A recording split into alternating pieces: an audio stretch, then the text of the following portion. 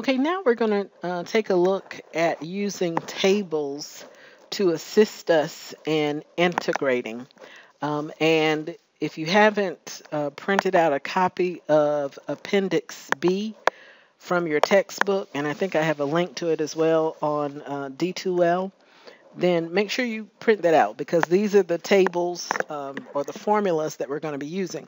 Once we have learned how to do integration, as we have earlier in this chapter, then we might use tables similar to this to assist us in integration. We still got to know the basics of it, and we still got to be able to recognize patterns, but we can still integrate. And at some point, once we've learned to integrate, using integration skills won't always be necessary. We'll still have to have those patterns and be able to recognize them.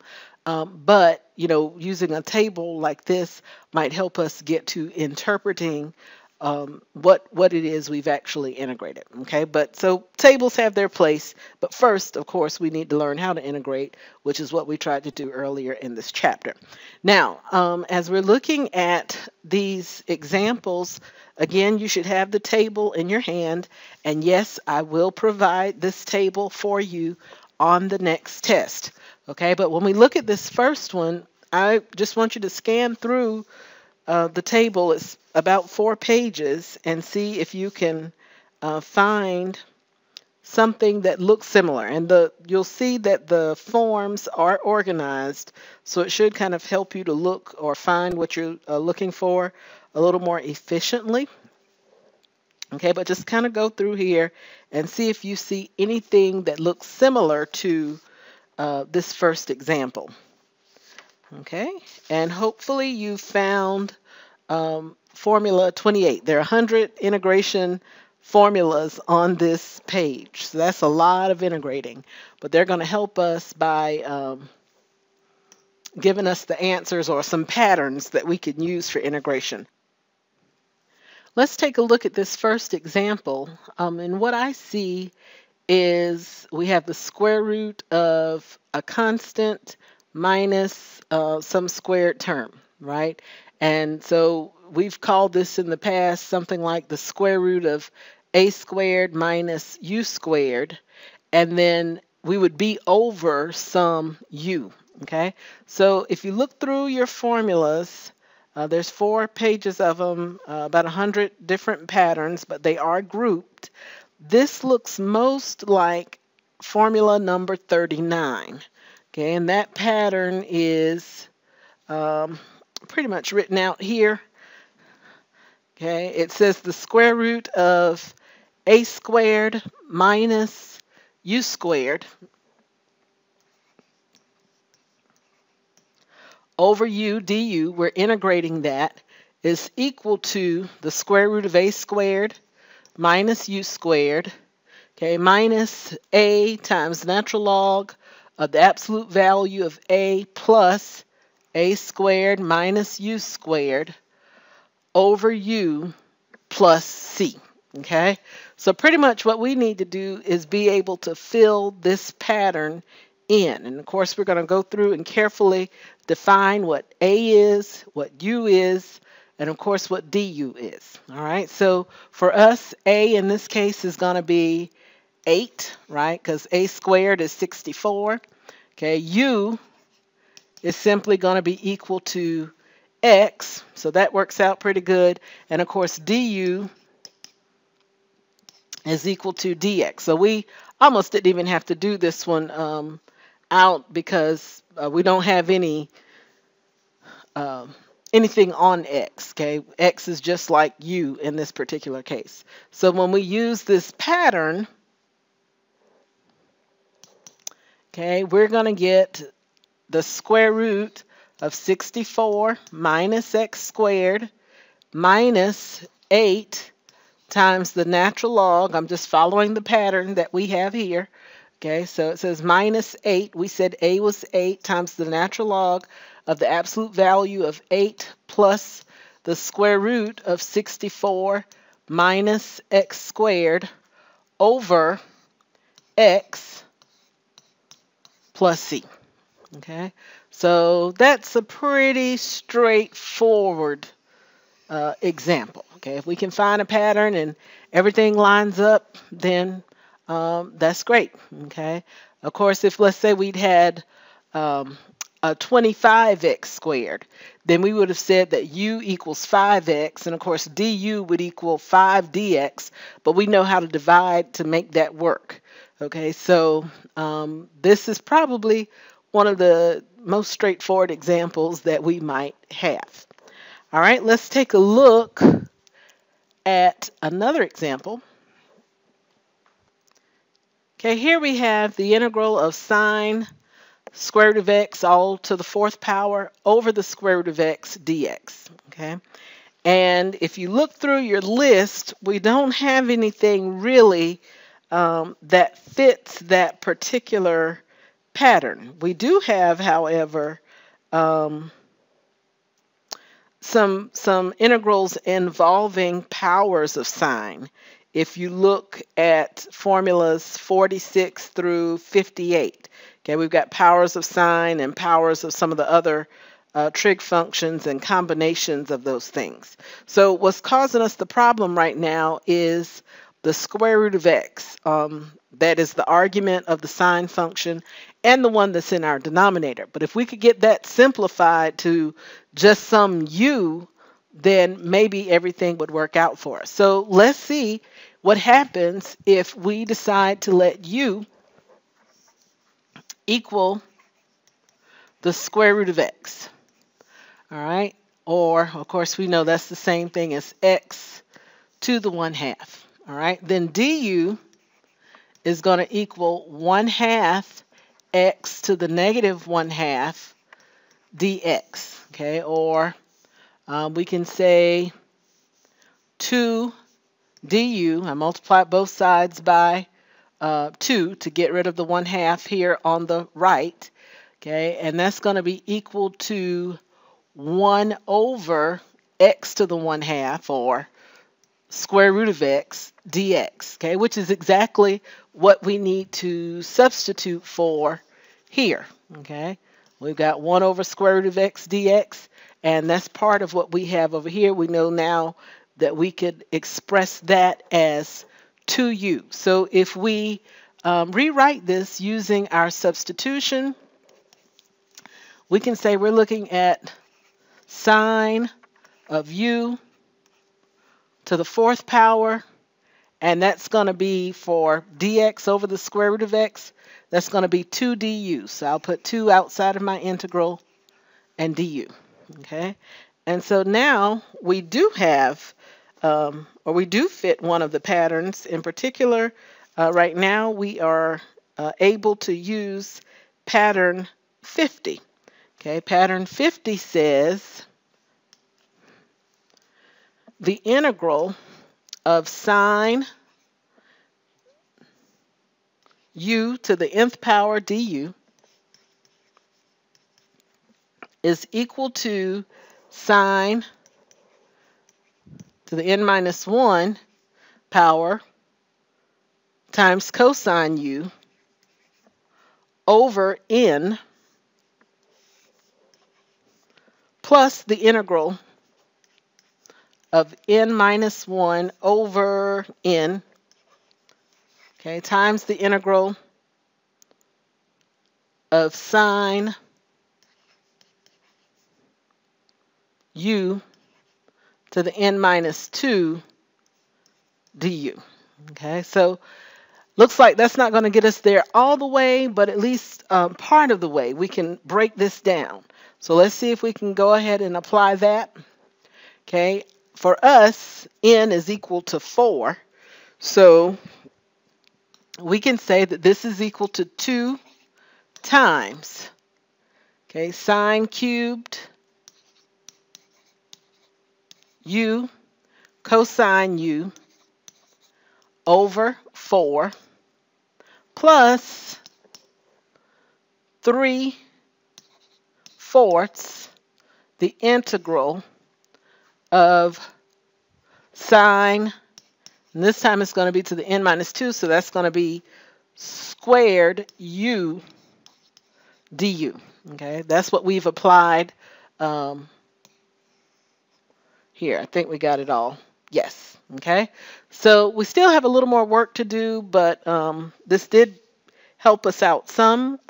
And now if we look back at the table of formulas in that same area, we'll see number 48 um, gives us the pattern for integrating sine squared u du.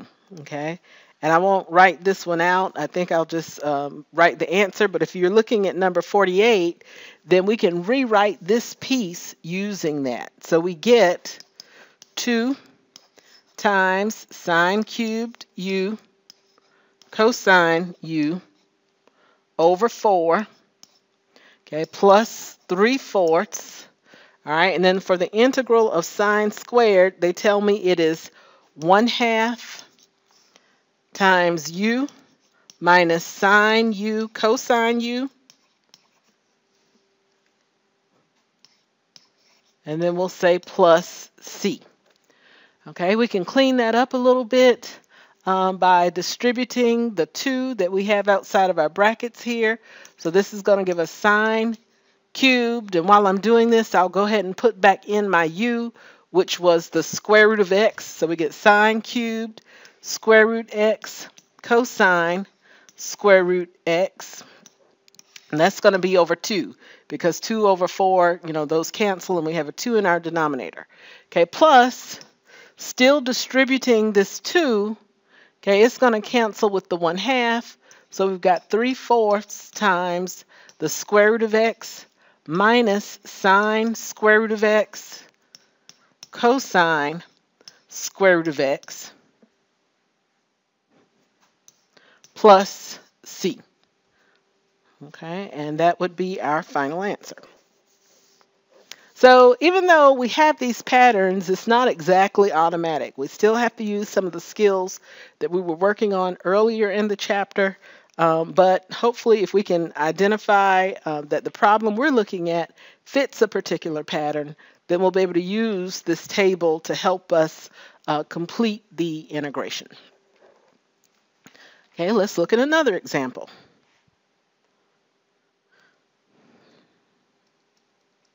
All right, so this is a problem that involves a radical of some a plus u, and it'd be easy for this to be u squared since 9x squared is a perfect square.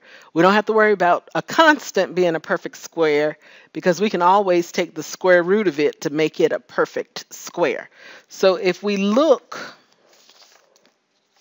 through our table at the radicals, and I'm holding the table here in my hand as I am going through these examples.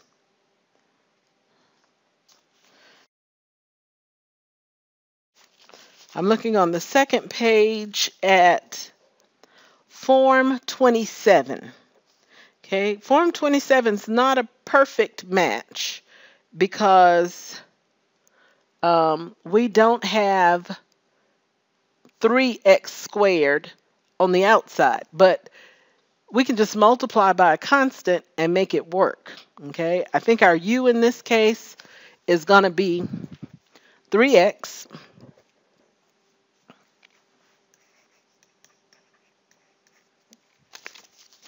all right, but in order to make this work, while I'm over here, let me go ahead and say du is 3 dx. Okay, but I'm trying to get this to fit the pattern of the integral of u squared times the square root of a squared plus u squared. Okay, so our u squared is 9x squared. If I rewrite this as the integral of 3x squared times the square root of 2 plus 9x squared dx. Okay, essentially what I've done is just multiplied by 9. And of course, to compensate for that, I can just divide by 9 or multiply by 1/9. And so we got 1/9 times the integral of 3x squared times the square root of 2 plus 9x squared dx. Okay, and that fits the pattern. I've got the same u squared here as I do here, and so that fits the pattern that we have. Okay, and so if you're still looking at pattern or form number 27, then that comes out to be, before we get done with that though, let's go ahead and rewrite it in terms of u, because we need to do something with our dx and our du. So we get 1/9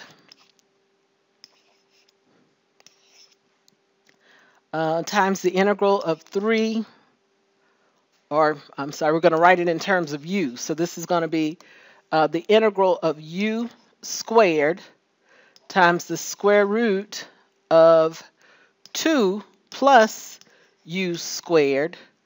But for dx, we're going to have du over 3. Okay, so that's going to be du. We're going to have times another 1/3 out here. Okay, and so from here, what does it look like? We have 1 over 27. 1/9 times 1/3 is 1 over 27. And the rest we can write out from the pattern. It says 1/8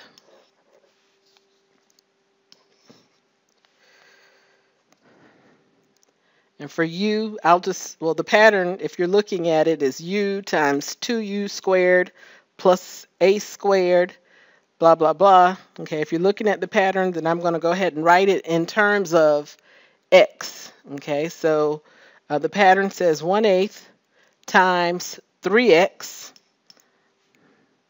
times 2 times 9x squared. It says u squared there. Okay, plus 2. Okay, that's supposed to be our a squared. Okay, and we're going to multiply that by u squared plus a squared.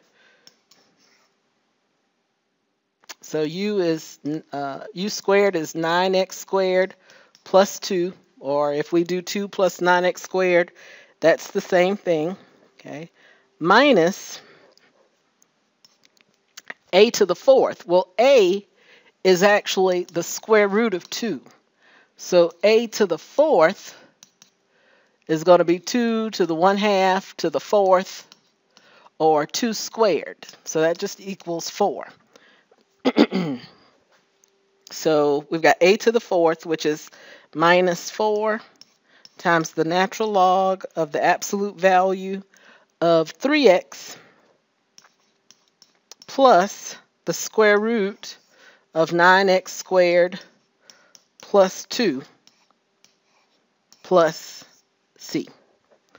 Okay, and of course you can multiply the 1 over 27 times the 1/8 and get the answer from there. But this is how we could use the pattern to integrate c. All right, we've got one more that we need to look at. All right, and this one is definite integration. Okay, we've got the integral of x sine 2x dx from 0 to pi over 2. So if we take a look through the table, we might find that this fits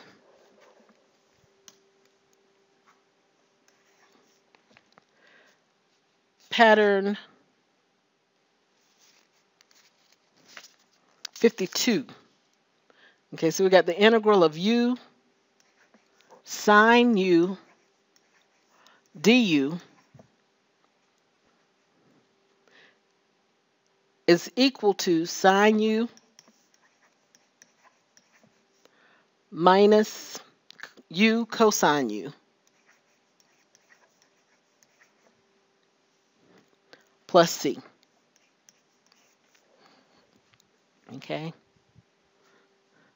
All right, so the only thing that's a little different is the argument of the sine function is actually 2x, and out here we only have an x. So we can fix that by multiplying by 2 here and multiplying by 1/2 outside of that. So now this fits the pattern perfectly, where our u is equal to 2x and our du is equal to 2 dx, or dx is equal to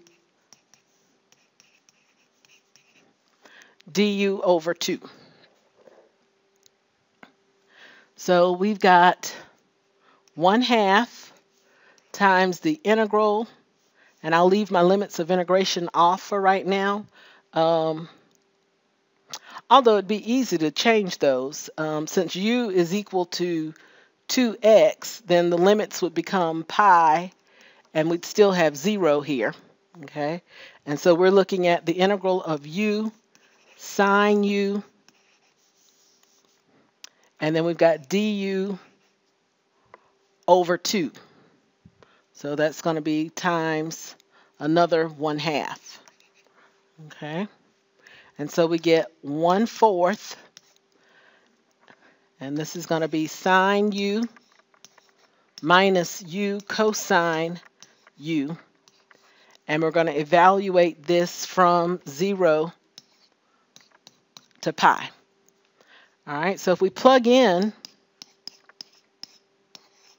pi, sine of pi we know is 0.